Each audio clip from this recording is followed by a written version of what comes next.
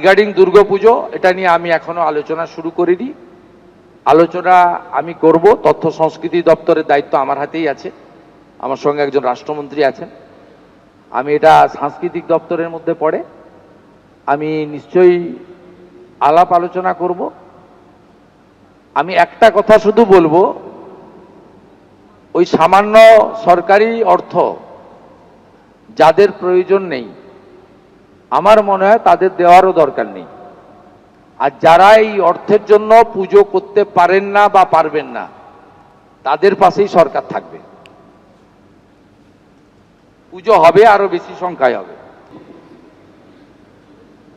ফুটপাত দিয়ে হাঁটার অধিকার জনগণের রয়েছে, সেই ফুটপাতকে জবরদখল করার অধিকার কারণ নেই। যেখানে সরকারের ভ্যাকেট ল্যান্ড রয়েছে, যেখানে জনগণের প্রয়োজন নেই, সেখানে বৈধ অবৈধ যদি বসে থাকেন মানবিকভাবে দেখব।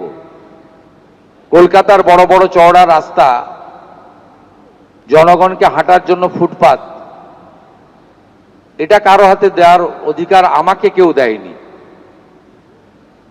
আমাকে পাবলিক ভোট দিয়ে জিতিয়েছে, বিজেপি এবং এমএলএরা আমাকে মুখ্যমন্ত্রী বানিয়েছে। আমি জনগণের প্রতি দায়বদ্ধ।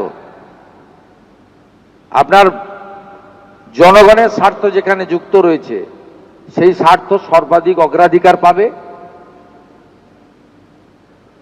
মুষ্টিমেয় কোনো ব্যক্তি বা গোষ্ঠী তার স্বার্থ আমার কাছে অগ্রাধিকার পাবে না। আমরা মানবিক, যেখানে অচল মার্কেট রয়েছে, উদ্বৃত্ত জায়গা রয়েছে, প্রাথমিকভাবে আপনারা সরে যান। ইউডিএমএ ডিপার্টমেন্ট আস্তে আস্তে আপনাদের জন্য সরকারি স্কিম নিয়ে আসবে। হকারদের জন্য ভারত সরকারের শ্রম দপ্তরের স্কিম রয়েছে, তার সুযোগ আপনারা পাবেন এবং অন্যান্য সুযোগ পাবেন। কিন্তু আপনি নিউ মার্কেটের রাস্তাটাই দখল করে নেবেন, মোটরসাইকেলও যেতে পারবে না, রাজাবাজারটা বেহাত হয়ে যাবে, খিদিরপুর মেটিয়াবুরুজে আপনি যা খুশি করবেন। এটার জন্য কিন্তু আমাকে মুখ্যমন্ত্রী করেনি পাবলিক। একটু সময় আপনারা দিন। আমার কাছে লিস্ট রয়েছে। বিজিবিএস করতে গিয়ে মমতা বন্দ্যোপাধ্যায় একটি ইভেন্ট ম্যানেজমেন্ট সংস্থাকে মোট 635 কোটি টাকা দিয়ে গেছেন। 635 কোটি টাকা একটি ইভেন্ট ম্যানেজমেন্ট সংস্থাকে। এরও তদন্ত হবে। তদন্ত শুধু নয়, মামলা আমরা করব এবং প্রয়োজন হলে মানি লন্ডারিং যারা ইনভেস্টিগেট করে তাকেই হ্যান্ড ওভার করবো। আমরা ছাড়বো না, ছাড়ার জন্য তো মানুষ বসায়নি।